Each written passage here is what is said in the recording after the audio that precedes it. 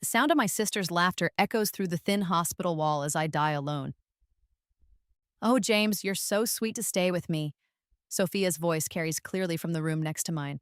"I don't know what I'd do without you all here."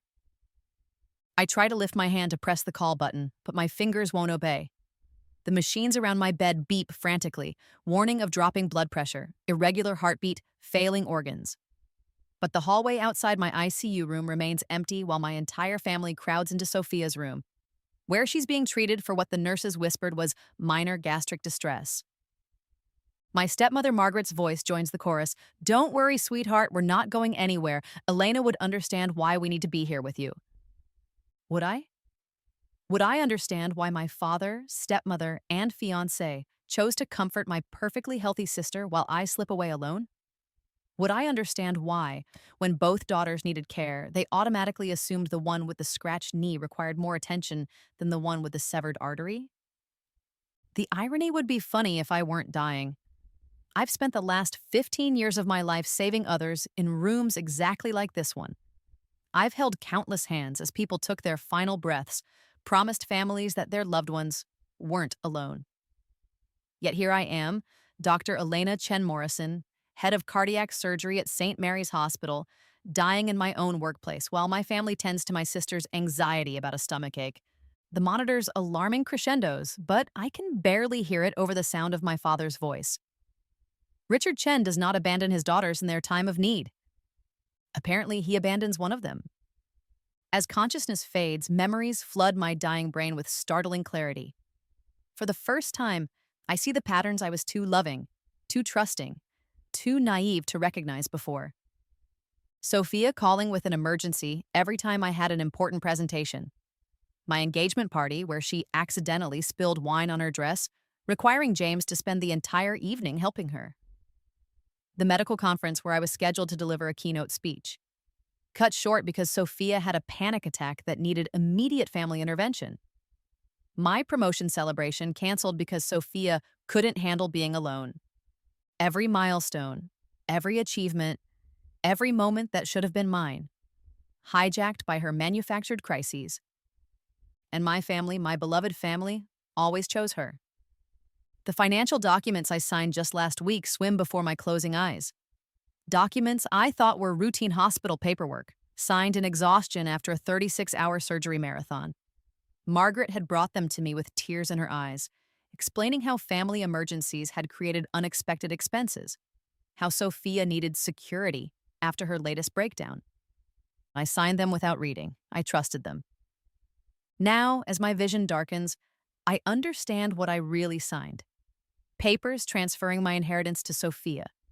My medical practice, my trust fund, my life insurance, all of it going to the sister who's currently laughing while I die. The machine flatlines. The sound stretches into eternity, and then silence. Sunlight streams through familiar windows, and I wake up gasping in my own bed. My bed, in my apartment. The apartment I lost 3 years ago when I couldn't keep up with rent during my residency. I bolt upright, hands flying to my chest where the IV tubes should be, where the monitors should be attached. Nothing. Just my old pajamas and healthy, unbandaged skin. The clock reads 7 a.m., June 15th, my 32nd birthday. The morning of the party where I introduced James to my family, the beginning of the end. I stumble to the bathroom mirror, expecting to see the pale, dying woman from the hospital. Instead, my 32-year-old face stares back. Vibrant, healthy, alive. 3 years younger. 3 years before the betrayal, the manipulation, the death. 3 years to rewrite everything. My phone buzzes with a text from Sophia. "Can't wait for your party tonight. Finally get to meet the famous James." In my past life, I'd thought that message was sweet sisterly excitement. Now I see it for what it really was. A predator sizing up her prey. I stare at the phone, at the party invitation on my dresser, at the woman in the mirror who has a second chance at life. In my past life, I gave them everything: my love, my trust, my money, my fiancé, my life. I died alone while they comforted my manipulative sister in the next room. This time will be different. This time they'll get exactly what they gave me: nothing. The Chen family estate buzzes with party preparations when I arrive that evening. In my past life, I'd rushed around helping with last minute details, desperate to make sure everything was perfect for my celebration. Tonight, I walk through the front door with calm confidence, watching everything with new eyes. Elena, darling. Margaret glides over in her designer dress, air kissing near my cheeks. You look different tonight, more composed. Thank you, I say simply, not elaborating. In my past life, I would have gushed about my dress, my hair, my excitement about James meeting the family. Tonight, I observe how Margaret's smile doesn't reach her eyes, how she immediately scans the room to locate Sophia. My father approaches with his usual commanding presence. There's my brilliant daughter, he says, but his gaze is already drifting toward the entrance where guests are arriving. Your sister should be down any moment. She's been so excited about tonight. Has she? I keep my voice neutral, watching how quickly he loses interest in me once Sophia isn't the topic of conversation. James arrives at 8, exactly as he did in my past life. He's handsome in that safe, conventional way that once made my heart flutter. Tonight, I feel nothing but clinical interest as I observe his behavior. Elena, you look stunning, he says, presenting me with flowers. The same flowers he brought before. I can't wait to meet your family. In my past life, I'd been so proud to show him off, so eager for my family's approval. Tonight, I simply smile and guide him toward the living room where Sophia makes her entrance. She descends the staircase like she's walking a red carpet, wearing a dress that's somehow both innocent and seductive. The timing is perfect. She always did have a gift for commanding attention. James, she exclaims as I introduce them, extending her hand with a smile that's all sweetness and light. Elena talks about you constantly. I feel like I already know you. I watch James's face carefully. The same slight widening of the eyes, the same unconscious straightening of his shoulders. In my past life, I'd dismissed these reactions as normal male appreciation for a beautiful woman. Tonight, I see them as the first cracks in his facade. The pleasure is mine, James says, holding her hand just a fraction too long. Elena mentioned she had a sister, but she didn't mention you were practically twins. Sophia laughs, the sound light and musical. Oh, we're nothing alike. Elena's the brilliant surgeon, and I'm just the silly little sister who gets into trouble. The self-deprecating charm that once endeared her to everyone now makes my skin crawl. I watch her position herself between James and me, a movement so subtle anyone else would miss it. Elena tells me you work in healthcare administration, James says to Sophia, completely abandoning our conversation. Just boring charity work, Sophia replies with false modesty. Nothing as important as what Elena does. She saves lives every day. I just organize fundraisers. I know what comes next. In my past life, this conversation continued for 20 minutes while I stood there proudly watching my fiancé bond with my beloved sister. Tonight, I have a different plan. Excuse me, I say calmly. I see Dr. Kim from the hospital. I should greet her. I walk away without looking back, leaving James and Sophia to their flirtation. In my past life, I would never have abandoned my fiancé at my own party. Tonight, I'm curious to see how quickly he forgets about me when I'm not there to witness his betrayal. Dr. Sarah Kim, my mentor and the head of surgery, stands near the windows with a glass of wine. She's one of the few people here who actually cares about me as a person, rather than as an extension of the Chen family legacy. Elena, she greets me warmly. Happy birthday. You seem different tonight, more centered somehow. Thank you. I've been doing some thinking lately about priorities. Sarah raises an eyebrow. That sounds ominous. Everything all right with the residency? The residency is fine. It's everything else I'm reevaluating. We're interrupted by a commotion near the staircase. Sophia has somehow managed to trip and spill red wine down the front of her white dress.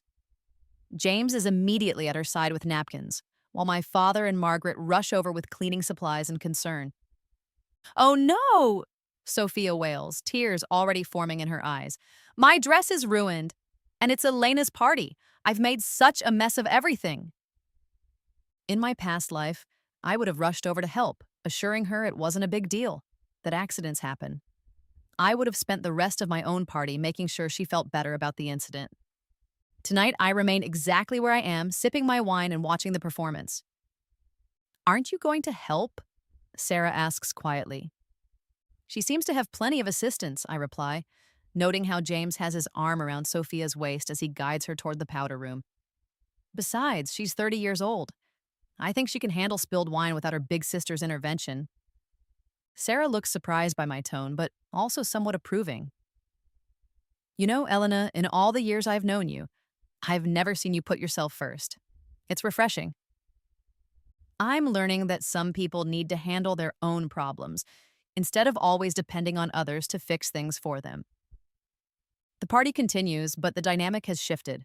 James spends most of the evening tending to Sophia's crisis, while my family fusses over her ruined dress and wounded feelings.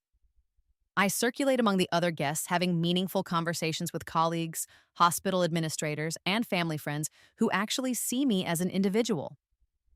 Marcus Rivera, the hospital's new chief administrator, seeks me out during dinner. In my past life, I barely noticed him, too focused on managing James's interaction with my family. Tonight, I see him clearly, intelligent, genuine, interested in my work rather than my connections. Dr. Chen Morrison, he says, I've been hoping to speak with you about the cardiac surgery expansion proposal. Your research data is impressive.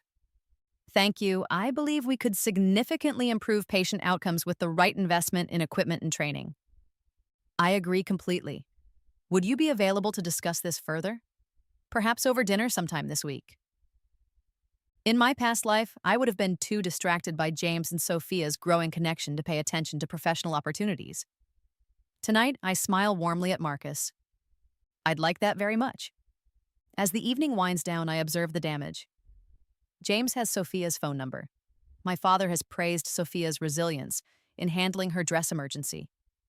Margaret has already invited Sophia to join us for Sunday dinner, where she can recover from tonight's trauma.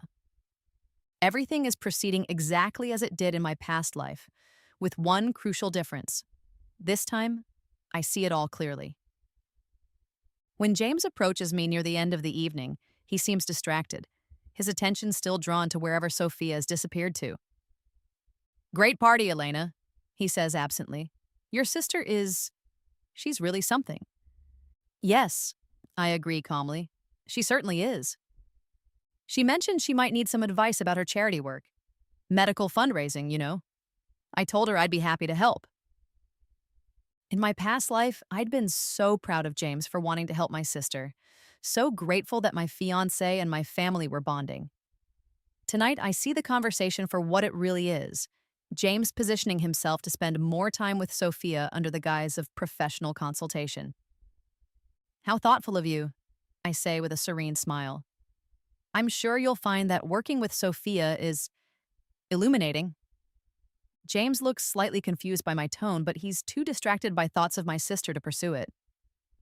After he leaves, I help with minimal cleanup, deflecting my family's attempts to rehash every detail of Sophia's accident. Finally, alone in my car, I allow myself a moment of satisfaction. Phase 1 is complete. I've established my new boundaries, demonstrated my changed priorities, and set the stage for everything that comes next. In my past life, I would have spent the drive home analyzing every moment of James's interaction with my family, worrying about whether they liked him, planning our future together. Tonight, I'm planning something entirely different. The systematic destruction of everyone who betrayed me, and the construction of a life built on my own terms. The game has begun. My office at the hospital feels different on Monday morning. The same medical journals, the same diplomas on the wall, the same view of the city, but I see everything through the lens of my new knowledge. I know exactly what my family is doing right now, exactly how they're planning to manipulate me, and exactly how it all ends. Unless I change it. I start with the financial records. In my past life, I never bothered to carefully review the family trust documents, assuming my father and Margaret had my best interests at heart. Now I know better. The Chen Family Trust, established by my grandmother, Helen Chen, was designed to provide security for both her granddaughters. According to the original documents I find buried in my files, Sophia and I were supposed to receive equal distributions, with additional funds allocated based on educational achievements and professional accomplishments. By those metrics, I should be receiving significantly more than Sophia, but the trust has been modified 17 times in the past 5 years. Each modification coincidentally occurred during one of Sophia's crises, hospitalizations for anxiety, breakdowns requiring expensive treatments, emergencies requiring immediate financial intervention. Every single modification transferred more control to my father and Margaret, with Sophia as the primary beneficiary. I photograph every document, every signature, every date. In my past life, I trusted them. In this life, I'm building a case. My phone buzzes with a text from Sophia. James already called me. He's so sweet. Wants to help with the children's hospital fundraiser. You picked a good one, sis. The casualness of it, the way she acts like she's doing me a favor by flirting with my fiancé, makes my blood boil. But I've learned to channel that anger into something more productive. Cold, calculating strategy. I text back, I'm sure you'll work well together. Let her think I'm oblivious. Let them all think I haven't noticed the patterns, the manipulations, the systematic theft of my life. Dr. Sarah Kim knocks on my office door, interrupting my research. In my past life, I always saw her as just my mentor. Now I realize she might be my greatest ally. Elena, do you have a minute? I wanted to follow up on our conversation from Saturday night. Of course. I close the financial documents and gesture for her to sit. You seem different at your party, more self-possessed. I've been thinking about our discussion of priorities. Sarah settles into the chair across from my desk, her expression thoughtful. In the 15 years I've known you, I've watched you consistently put everyone else's needs before your own. Your family calls and you cancel your plans. Your sister has a crisis and you sacrifice your opportunities. It's admirable in theory, but it's not sustainable, I finish. Exactly. And frankly, I've always wondered if your family truly appreciates the sacrifices you make. I lean forward, intrigued. What do you mean? Sarah hesitates, clearly choosing her words carefully. Your sister's charity work, for instance. She's received significant recognition for programs that sound remarkably similar to research proposals you've submitted to medical journals. My blood runs cold. What kind of similarities?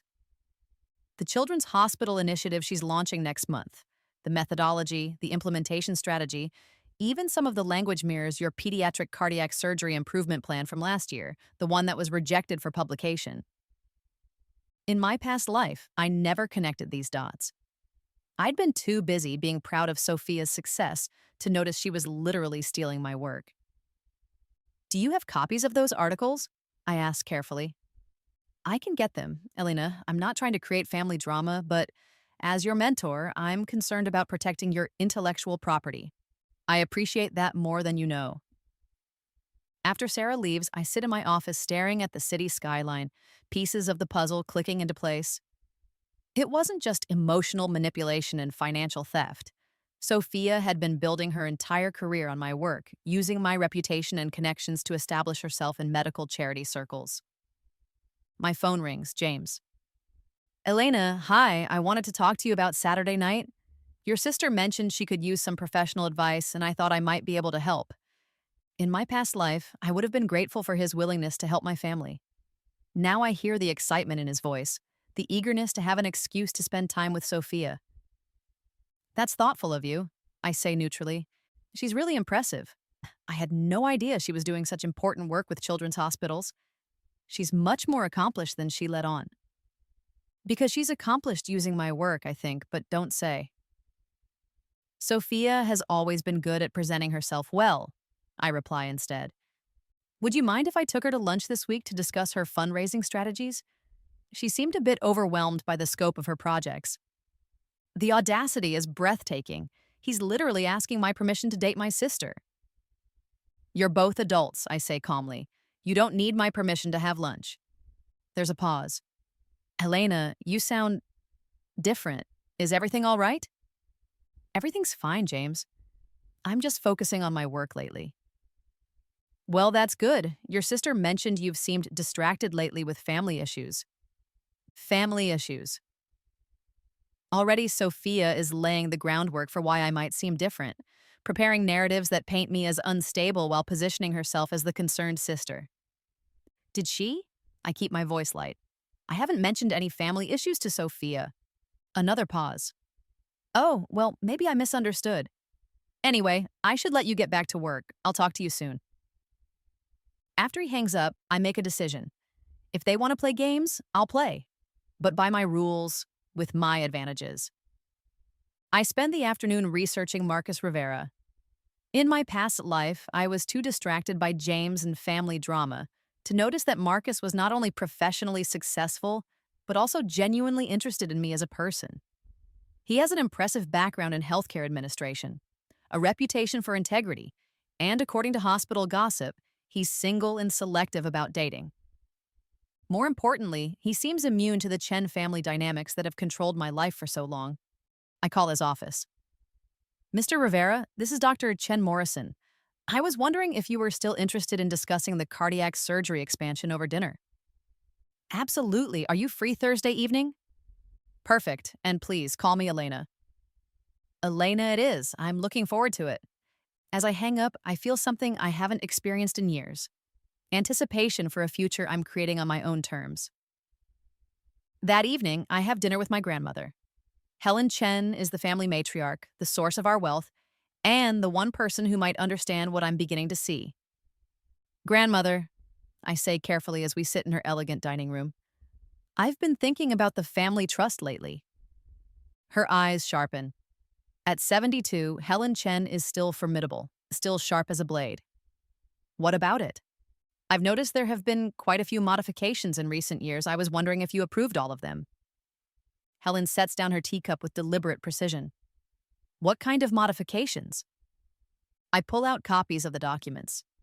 Changes that seem to benefit Sophia disproportionately, often during her various crises. Helen studies the papers, her expression growing increasingly cold. I approved emergency distributions for medical expenses. I did not approve permanent structural changes to benefit allocations. But your signature is on these documents. My signature, yes, but not my approval for what I'm seeing here. She looks up at me with eyes that suddenly remind me exactly where I inherited my intelligence. Elena, do you remember what I taught you about contracts when you were young? Always read everything before you sign. And what have you been signing lately without reading? The question hits like a physical blow. She knows. Somehow my grandmother knows about the papers I signed in the hospital, the ones I thought were routine paperwork.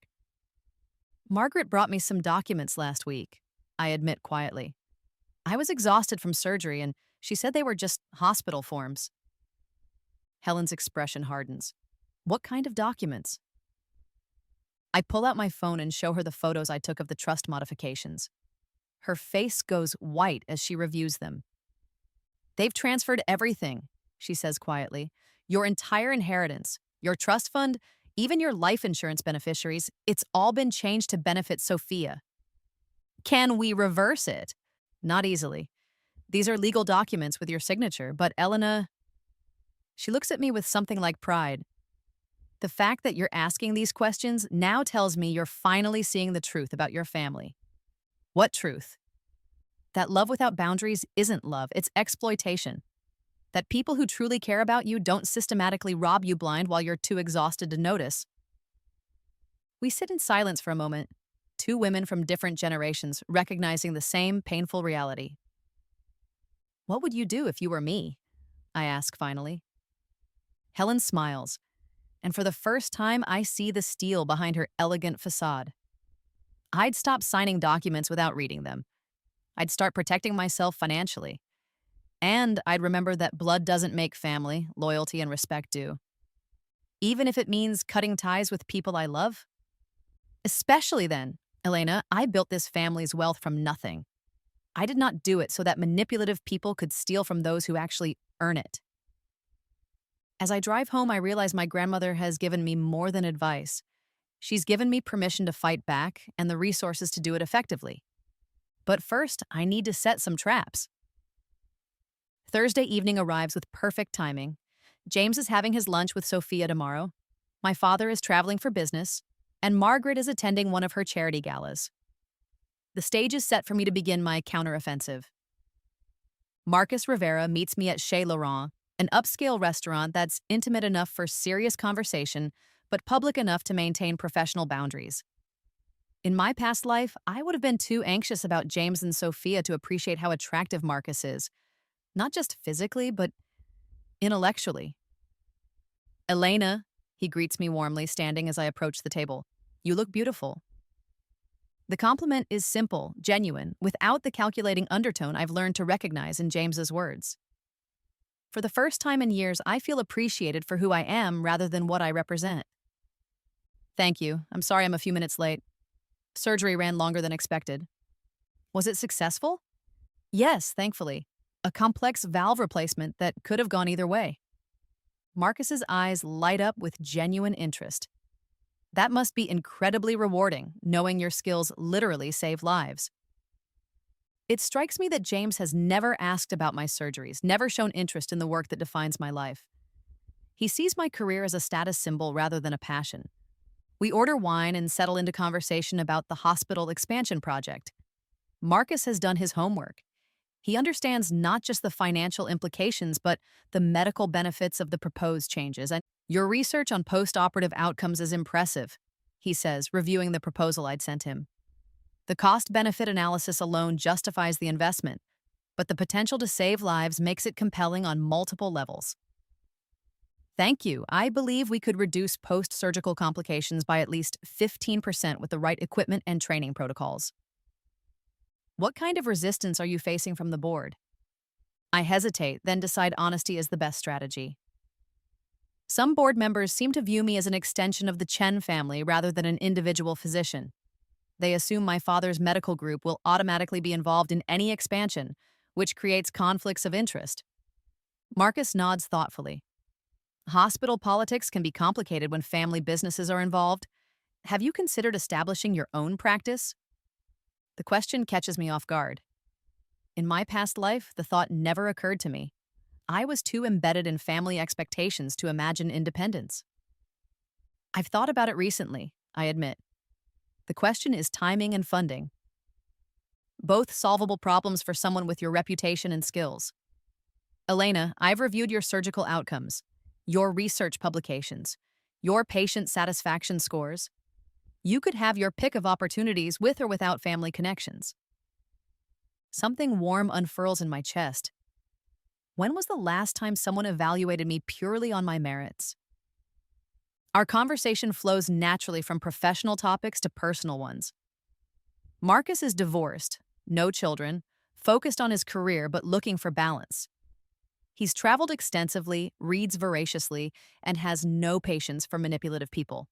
I learned the hard way that toxic relationships drain your energy and cloud your judgment, he says when I ask about his divorce. Now, I'm much more careful about the people I let into my life. That's wise, I reply, thinking of my family's systematic manipulation. It can be difficult to recognize toxicity when it's disguised as love or concern. Exactly. The most dangerous manipulators are the ones who convince you their abuse is for your own good. As if summoned by our conversation, my phone buzzes with a text from Sophia. Having the most amazing lunch with James. He's giving me such great advice about the fundraiser. You're so lucky to have him. I show Marcus the message without thinking, then immediately regret the impulse. Sorry, I say quickly. Family drama. Marcus reads the text with a neutral expression. Your sister? Yes, she's having lunch with my fiancé to discuss her charity work. And you're here having dinner with me instead of worrying about it. I suppose I am. Marcus smiles. Good for you. In my experience, relationships that require constant monitoring aren't worth having. The observation is so simple, so obvious, yet it hits me like a revelation. I've spent 3 years of my relationship with James monitoring, managing, and making excuses for his behavior. I've never once had a conversation with him that felt as natural and engaging as this dinner with Marcus. Can I ask you something potentially inappropriate? Marcus says as we finish our entrees. Sure. Are you happy with your fiancé? The question hangs in the air between us. In my past life, I would have automatically said yes, would have listed James's qualities, would have defended our relationship. Tonight, I find myself genuinely considering the answer. I thought I was, I say finally. But lately, I've been questioning whether what we have is love or just habit. What's the difference? Love should make you feel more like yourself, not less. It should enhance your life, not require you to diminish yourself to make room for it. Marcus nods slowly. That's beautifully put. And does your relationship with James make you feel more like yourself? I think about James's immediate fascination with Sophia, his excitement about helping her, his distracted behavior since meeting my family. I think about how I've always felt like I was performing in our relationship, trying to be the perfect girlfriend rather than simply being myself. No, I admit, it doesn't. Then you have your answer. We finish dinner with lighter conversation, but the serious topics we've discussed create an undercurrent of intimacy. When Marcus walks me to my car, there's a moment of hesitation before he speaks. Elena, I know you're engaged, and I respect that. But I want you to know that tonight has been one of the most interesting evenings I've had in years. If circumstances were different. If circumstances were different, I repeat softly. I think I'd like to find out where this could go. Will you keep me posted on how circumstances develop? I smile, feeling lighter than I have in months. I will. As I drive home, my phone rings. James. Elena, where are you? I've been trying to reach you all evening. I was at dinner. Is everything all right? I had lunch with your sister today. We need to talk. My heart rate spikes, but not with anxiety, with anticipation. What about? Not over the phone. Can I come over? It's late, James. Can we talk tomorrow? This is important. It's about us, about our relationship. And there it is, right on schedule, exactly as it happened in my past life. James is about to break up with me for my sister, but he's going to frame it as concern for my well-being, as if he's doing me a favor.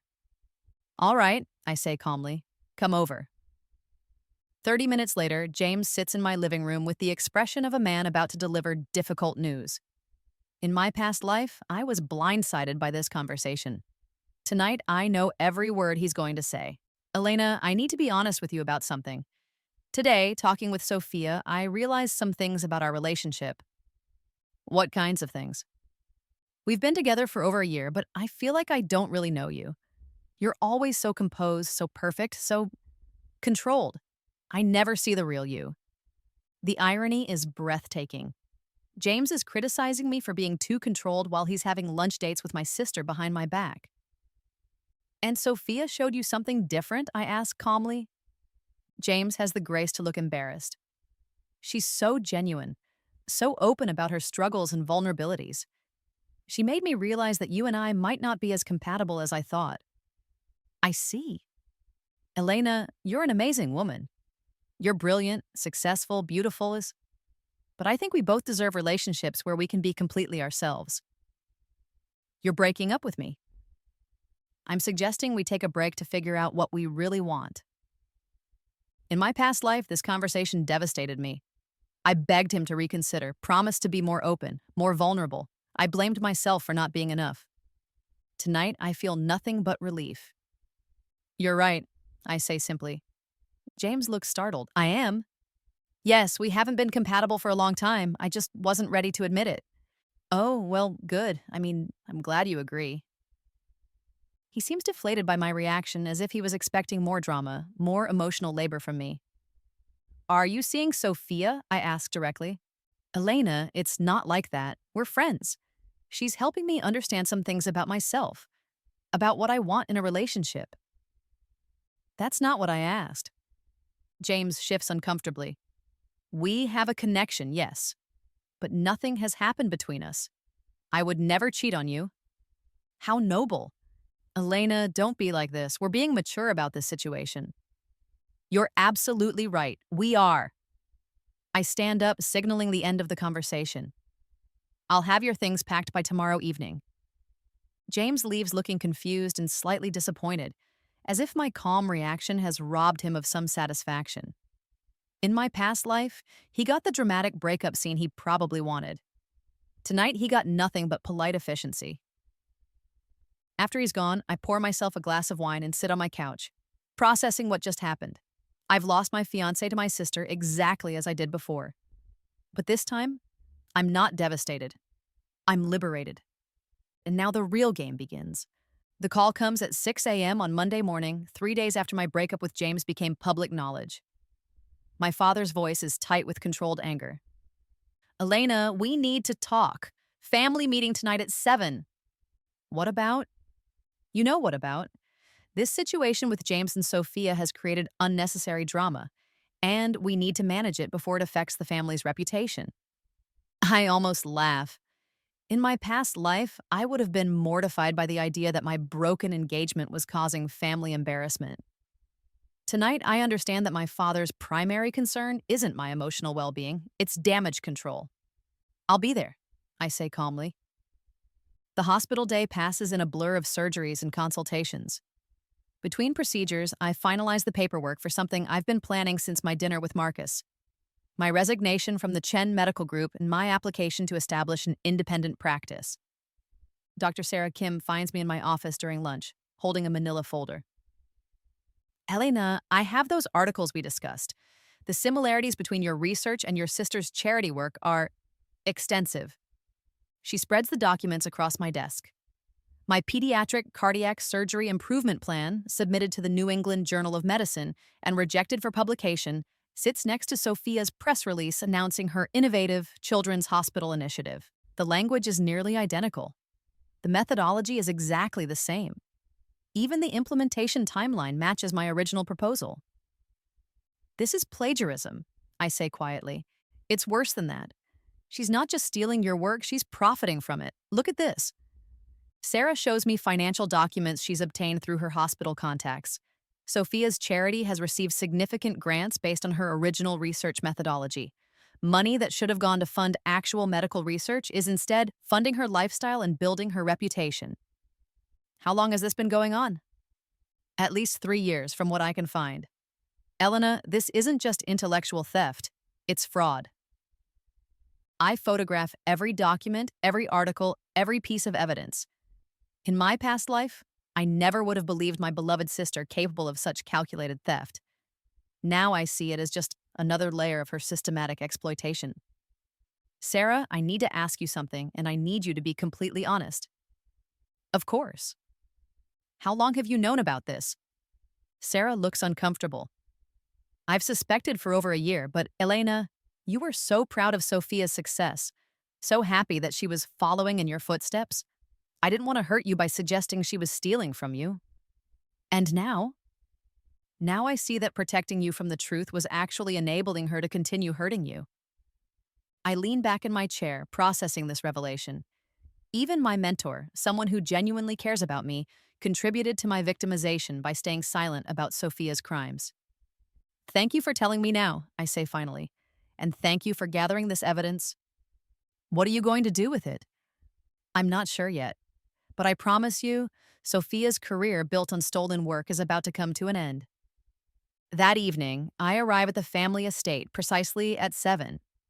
The formal dining room has been set for a tribunal rather than a family dinner. My father at the head of the table, Margaret to his right, and Sophia positioned as the victim with tissues already in hand. James sits beside Sophia, which confirms everything I suspected about their relationship timeline. Elena, my father begins without preamble, this situation has gotten out of hand. Your behavior since the party has been erratic and concerning. Breaking up with James, refusing to support your sister during a difficult time, this isn't like you. In my past life, I would have been defensive, would have tried to explain my perspective. Tonight, I simply sit and listen, taking notes on every accusation, every manipulation tactic. James has told us about your conversation, Margaret adds, her voice dripping with false concern. You've been cold and distant, almost cruel in your dismissal of his attempts to work things out. I look at James, who has the grace to appear embarrassed. Is that how you described our breakup conversation? That I was cold and cruel? Elena, you have to admit your reaction was unusual. Most people would be more emotional about ending an engagement. Maybe most people would be more emotional if they were actually surprised by their fiancé's behavior. Sophia speaks up for the first time, her voice shaking with manufactured emotion. Elena, I never meant for any of this to happen. James and I just connected as friends, and friends don't have romantic dinners at the Ritz-Carlton, I interrupt calmly. The silence that follows is deafening. Sophia's eyes widen in panic. She didn't expect me to know about their dinner last night. How did you? James starts to ask, then stops himself. How did I know? Because unlike you, I have friends who actually care about me. Dr. Martinez from cardiology saw you there and was concerned enough to mention it. It's a lie, but a useful one. I haven't had them followed. I simply remember from my past life that they went to the Ritz the night before this family meeting. My father's face darkens. Regardless of what may or may not have happened, you are handling this situation poorly. The Chen family does not air its private business in public, and we do not abandon family members when they need support. Support for what exactly? Sophia's not sick. She's not in crisis. She's a 30-year-old woman who pursued her sister's fiancé and is now trying to play the victim when she succeeded. Elena, Margaret gasps. How can you say such things about your own sister? Because they're true, and because I'm tired of pretending otherwise. I stand up, pulling out my phone and the documents Sarah gave me earlier. Since we're having this conversation, let's discuss something else that's been bothering me. Sophia, tell everyone about your groundbreaking children's hospital initiative. Sophia looks confused. What about it? Tell them about your innovative research methodology, the one that's earned you so much recognition and funding. Elena, what are you doing? My father asks sharply. I'm exposing the truth. I spread the documents across the table. These are copies of my research proposals from the past 3 years, and these are Sophia's charity announcements, press releases, and grant applications. James picks up one of my original research papers, then compares it to Sophia's press release. His expression changes as he realizes what he's seeing. The language is identical, he says quietly. Not just the language. The entire methodology, the implementation strategy, even the budget projections. Sophia has been stealing my work and presenting it as her own for at least 3 years. Sophia's face goes white. Elena, that's not... you never told me I couldn't use... Use what? My original research that I spent months developing? My intellectual property that you stole and profited from? It's not stealing if it's family, Sophia bursts out, then immediately realizes her mistake. The admission hangs in the air like a toxic cloud. She's just confessed to deliberately stealing my work while claiming it's acceptable because we're related. My father tries to regain control. Elena, even if there are similarities in your work, surely you can understand that family members often influence each other's ideas. Dad, stop. I gather the documents and put them back in my folder. Just stop. I know what this is, you know what this is, and everyone at this table knows what this is. Sophia built her entire career on work she stole from me, and you all not only allowed it, but helped her do it. That's not true, Margaret protests. Isn't it? Who arranged the introductions to charity board members? Who provided the initial funding for her research? Who made sure she got invited to medical conferences where she could present my work as her own? The accusations hit their targets. Margaret arranged the introductions. My father provided the funding. They facilitated every step of Sophia's theft. We supported both our daughters equally, my father says, but his voice lacks conviction. No, you didn't. You supported the daughter who made you feel needed, who played the victim, who required constant rescue. You enabled a fraud while taking credit for the achievements of the daughter who actually earned them. I moved toward the door, then turned back for my final statement. I'm resigning from the Chen Medical Group effective immediately. I'm establishing my own practice, my own reputation, and my own life separate from this family's dysfunction. Sophia, your career built on stolen work ends now. I'm reporting the plagiarism to every journal, every charity board, and every funding organization you've defrauded. Elena, wait, my father calls. And one more thing. James, I hope you're happy with your choice.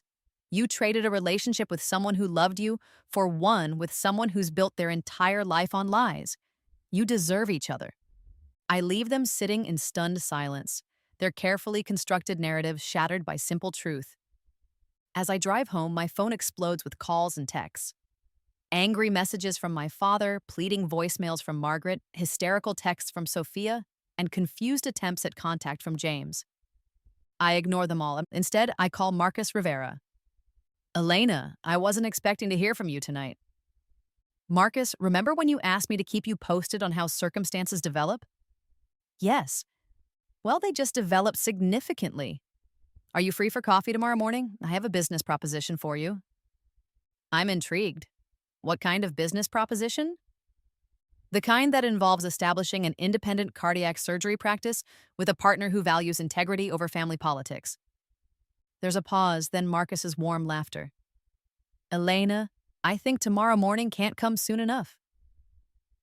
As I hang up, I feel something I haven't experienced in years, complete control over my own life.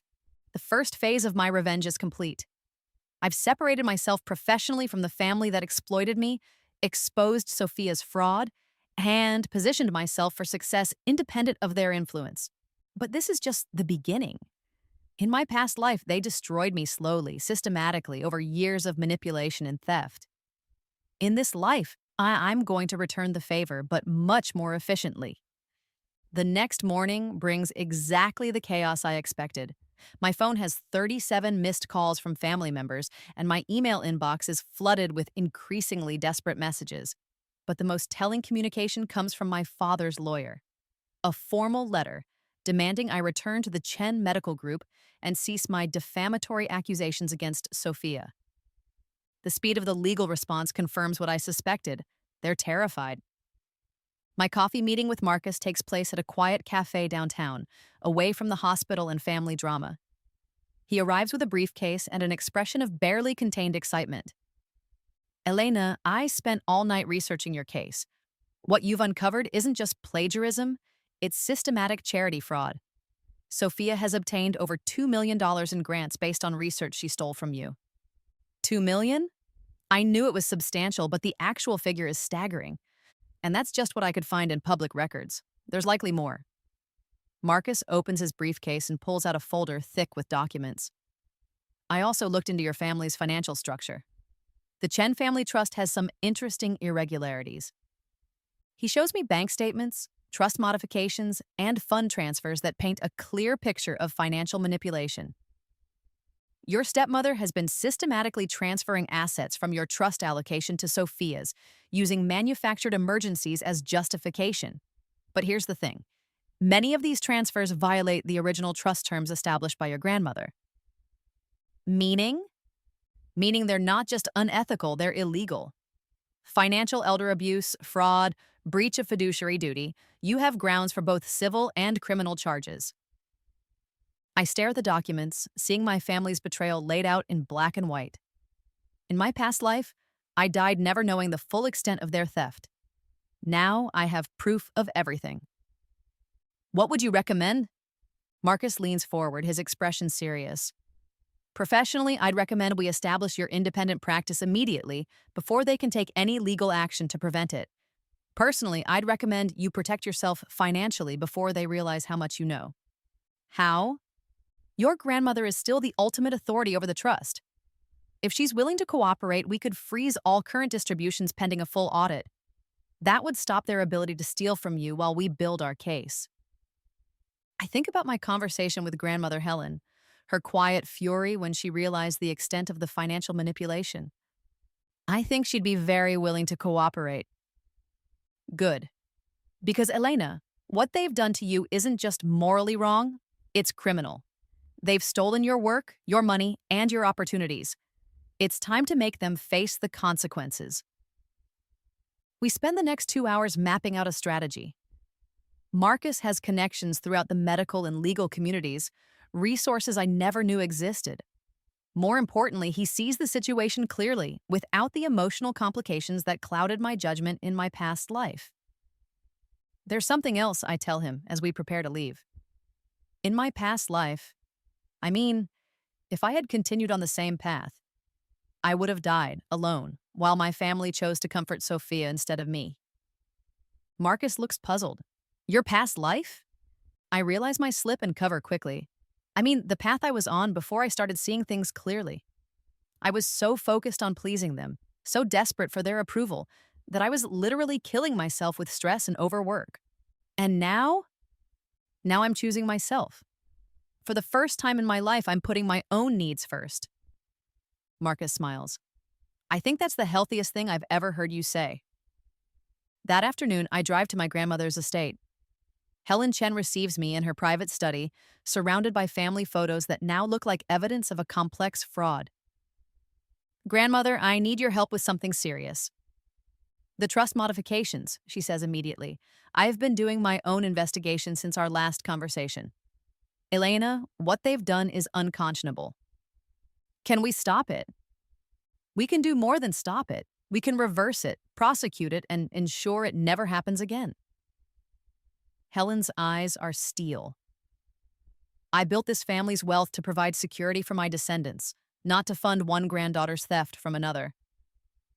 She opens a safe behind her desk and pulls out the original trust documents, along with a folder I've never seen before. These are the real trust terms, the ones your father has been systematically violating. And these, she hands me a second folder, are the evidence I've been gathering of every illegal modification, every fraudulent transfer, every breach of fiduciary duty. The documents are damning. My father and Margaret haven't just been stealing from me.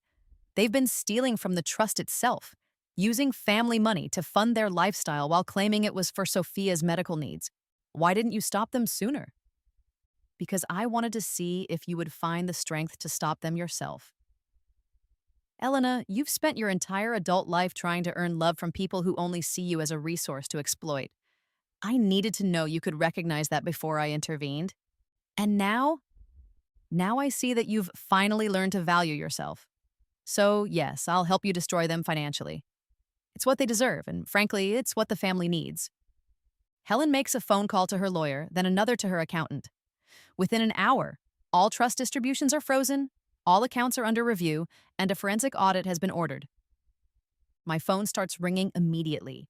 Elena, my father's voice is panicked. What have you done? All our accounts have been frozen. I haven't done anything, Dad. Grandmother has ordered an audit of the trust to ensure all funds have been distributed according to the original terms. This is ridiculous. We need access to those funds. For what? Sophia's medical emergencies? Her charity work? Or maybe just your lifestyle expenses that you've been charging to the family trust? There's silence on the other end, then a different tone. Elena, I think you're having some kind of breakdown. This behavior isn't like you. Maybe you should see someone, get some help. The gaslighting attempt is so blatant, so predictable that I almost laugh. Dad, the only thing I need help with is calculating how much money you've stolen from me over the years. Grandmother's forensic accountant should have those figures soon. I hang up and immediately call Marcus. Phase 2 is complete, I tell him. They're financially frozen and panicking. How do you feel? Powerful, I admit. For the first time in my life, I feel like I have real power. Good, because tomorrow we're going to need it. I've scheduled meetings with 3 different medical journals about Sophia's plagiarism. Are you ready to go public with the academic fraud? I'm ready for everything. That evening, I receive a visit from James. He stands on my doorstep looking haggard, confused, and desperate. Elena, please, we need to talk about what's happening with your family. What about it? Sophia is devastated. Your father is talking about disowning you. Margaret is having panic attacks because their credit cards have been declined. What have you done? I look at this man who is supposed to love me, who chose my manipulative sister over me, who is now standing on my doorstep begging me to sacrifice myself once again for people who've never sacrificed anything for me. I've stopped enabling theft and fraud. If that devastates Sophia, maybe she should have thought about that before she built her career on stolen work. Elena, she made mistakes, but she's family. You can't destroy your own sister over some research papers. Some research papers, James? She stole millions of dollars in funding based on work she plagiarized from me. She's committed charity fraud on a massive scale, and you're asking me to overlook it because we share DNA? I'm asking you to remember that love means forgiveness. No, James. Love means respect, honesty, and mutual support. What Sophia and my family have been doing to me isn't love. It's exploitation. And what you're doing right now isn't love either. It's manipulation. Elena, please. If you continue down this path, you'll lose everyone. Is revenge really worth being alone? I look at this man who never truly saw me, who fell for my sister's lies, who is now trying to guilt me into returning to my role as the family's victim. James, I'd rather be alone with my integrity than surrounded by people who see me as a resource to exploit. And frankly, if exposing theft and fraud costs me relationships, then those relationships were never worth having. You've changed. Yes, I have. I've stopped being a victim. After he leaves, I pour myself a glass of wine and sit on my couch, processing the events of the day. In my past life, James's visit would have broken my resolve, would have sent me running back to my family begging for forgiveness. Tonight, his desperation only confirms that I'm winning. My phone buzzes with a text from Marcus. Tomorrow's meetings are confirmed. Are you ready to end Sophia's career? I text back, I've been ready for 3 years. The financial warfare is complete. My family is frozen out of their stolen funds, facing criminal charges, and watching their reputation crumble. But destroying Sophia's career built on my stolen work, that's going to be the most satisfying part of all. The meeting at the New England Journal of Medicine feels like a reckoning. Editor-in-Chief Dr. Patricia Brennan sits across from me with my original research proposal, Sophia's published charity materials, and a forensic linguistics report that conclusively proves plagiarism. Dr. Chen Morrison, she says gravely, in my 30 years in medical publishing, I've rarely seen plagiarism this extensive and systematic. Your sister didn't just steal your work, she built an entire career on it. Marcus sits beside me, having insisted on being present as both my business partner and moral support. His presence anchors me, reminds me that I'm not alone in this fight. What are the next steps? I ask. We're publishing a formal retraction notice for every article, paper, and publication that used your stolen research. We're also issuing a statement about academic fraud that will be circulated to every major medical journal and charity organization in the country. She slides a document across the table. This is the draft of our press release. I wanted you to review it before we go public. I read the statement, my heart pounding with satisfaction. It's professional, factual, and utterly devastating to Sophia's reputation. Following a comprehensive investigation, the New England Journal of Medicine has determined that Dr. Sophia Chen Morrison systematically plagiarized research from Dr. Elena Chen Morrison over a period of at least 3 years. All publications, citations, and recommendations based on the stolen work are hereby retracted. We are cooperating with law enforcement regarding potential criminal fraud charges related to grant money obtained through these false publications. When will this be published? This afternoon. Simultaneously, we're contacting every organization that gave your sister grants, awards, or recognition based on stolen work. By tomorrow morning, her entire professional reputation will be in ruins. I should feel guilty about destroying my sister's career. In my past life, I would have felt guilty. Today, I feel nothing but cold satisfaction. Thank you, I tell Dr. Brennan, for believing me and for taking this seriously.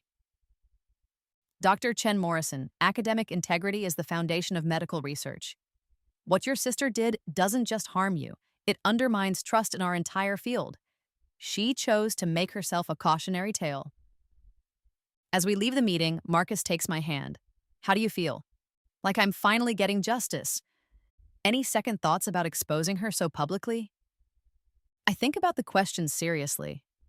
In a few hours, Sophia's career will be over, her reputation destroyed, her future in medical charity work eliminated. Am I being too harsh? Then I remember dying alone in a hospital bed while my family comforted her in the next room. I remember years of stolen achievements, manipulated crises, and systematic financial theft. I remember James falling for her lies and my family enabling her fraud. No second thoughts, I say firmly. She made her choices. Now she gets to live with the consequences. By evening, the story has exploded across medical and charity circles. My phone is flooded with calls from reporters, colleagues, and acquaintances who are shocked by the revelations. But the most satisfying calls come from organizations that are distancing themselves from Sophia. The Children's Hospital Foundation calls to inform me they're terminating their relationship with Sophia and freezing all funds from her fraudulent grants. The Medical Charity Alliance removes her from their board of directors. 3 separate awards organizations announce they're rescinding recognition they previously gave her. Marcus and I watch the story unfold from my apartment, sharing takeout and wine while monitoring social media and news coverage. Look at this, Marcus says, showing me his phone. The hospital where Sophia gave that keynote speech last month just issued a statement saying they were deceived by fraudulent credentials. I read the statement, marveling at how quickly institutions distance themselves once fraud is exposed. In my past life, these same organizations treated Sophia like a rising star in medical charity work. Elena, Marcus says quietly, I need to ask you something. What? Are you sure you're okay with how devastating this is for her? I support you completely, but this level of professional destruction is significant. I look at him and this man who's supported me through the most difficult period of my life, who's helped me reclaim my power and dignity. He deserves an honest answer. Marcus, let me tell you what would have happened if I hadn't stopped this. Sophia would have continued stealing my work, my family would have continued manipulating me financially, and I would have died young from the stress of trying to earn love from people who only saw me as a resource to exploit. Died young, Elena, that seems... I'm not being dramatic. I was working myself to death trying to prove I was worthy of their love while they systematically robbed me blind. Sophia chose to build her career on fraud. My family chose to enable her while victimizing me. They all chose their path. I'm just making sure they face the consequences. Marcus nods slowly. You're right. I just want to make sure you're protecting yourself emotionally through this process. I am. For the first time in my life, I'm actually protecting myself. My phone rings. Sophia, I answer, putting it on speaker so Marcus can hear. Elena, please. Sophia's voice is raw from crying. You have to stop this. My career is ruined. Everything I've worked for is gone. Everything you stole, you mean? It wasn't stealing. We're sisters. I thought you'd be proud that I was following in your footsteps. Following in my footsteps by plagiarizing my work and taking credit for my achievements? I made mistakes, okay? But this punishment is too severe. Please, call the journals. Tell them it was a misunderstanding. Tell them we collaborated. Sophia, stop. Just stop. You didn't make mistakes. You made choices. You chose to steal my work. You chose to lie to funding organizations. You chose to build your entire career on fraud. Now you get to live with those choices. But I'm your sister. You were my sister. Sisters don't systematically rob each other. Sisters don't steal credit for each other's work. Sisters don't manipulate family crises to redirect attention from each other's achievements. Elena, I never meant... Yes, you did. Every single thing you did was deliberate and calculated. You meant all of it. There's silence, then sobbing. What am I supposed to do now? How am I supposed to rebuild my life? I don't know, Sophia, and honestly, I don't care. You destroyed my trust, stole my work, and manipulated my family against me. Figure out your own solution. I hang up and turn off my phone.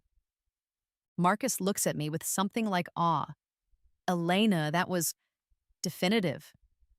It needed to be. She spent her entire adult life manipulating me through guilt and fake vulnerability. I'm done being manipulated. How do you think your father and stepmother are handling this? As if summoned by his question, someone pounds on my apartment door. Heavy, angry knocking that can only be my father. I open the door to find him standing there with Margaret, both looking haggard and furious. Elena, my father says coldly, we need to talk. About what? About ending this vindictive campaign against your family. I step aside to let them in, curious to see what new manipulation tactics they'll try.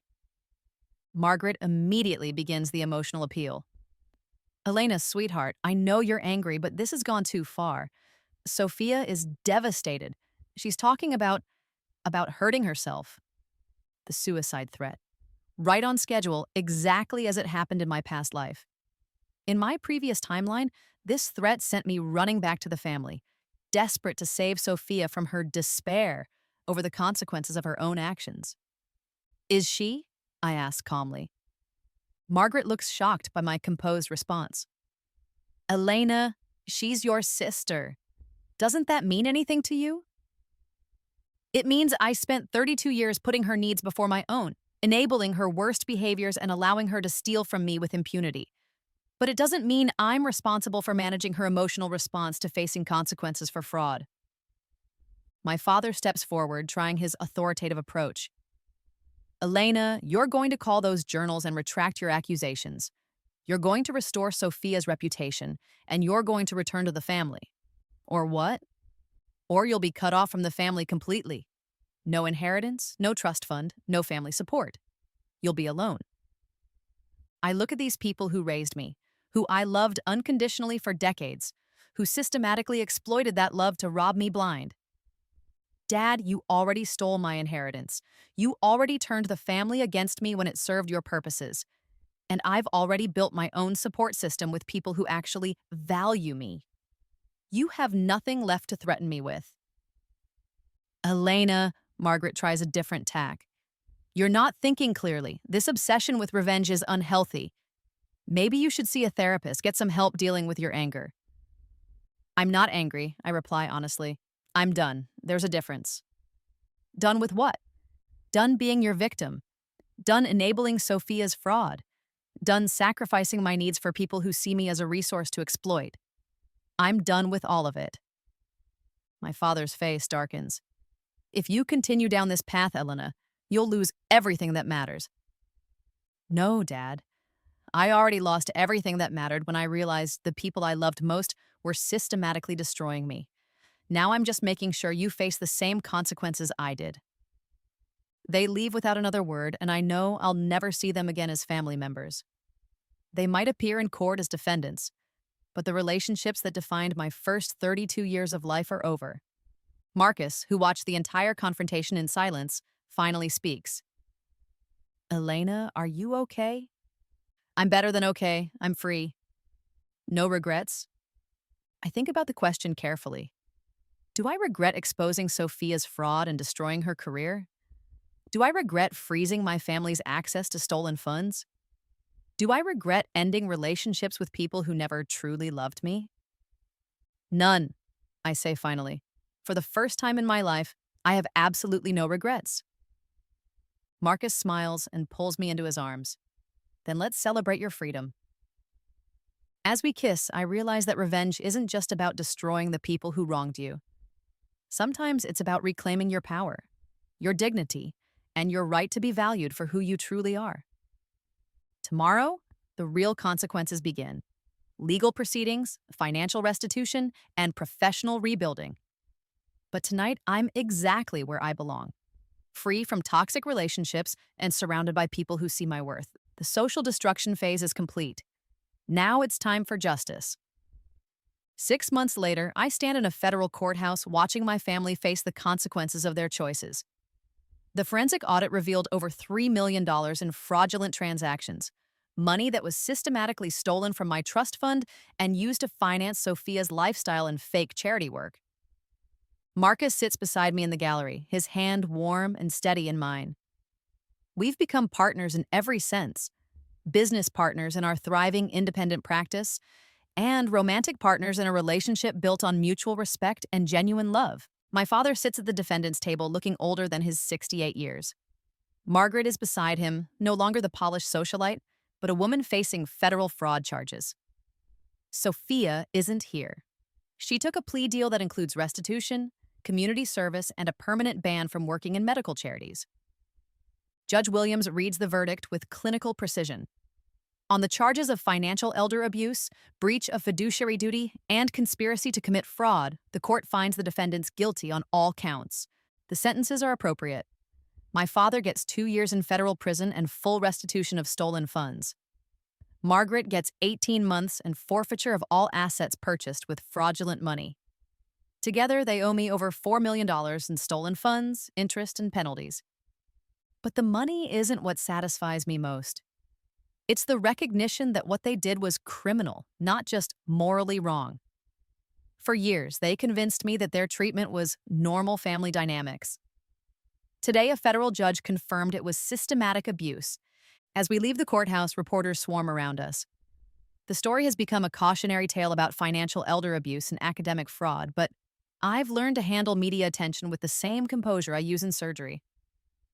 Dr. Chen Morrison, one reporter calls out, do you have any regrets about prosecuting your own family? I pause, considering the question that everyone seems obsessed with.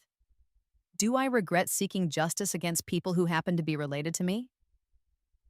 I regret that it was necessary, I say finally.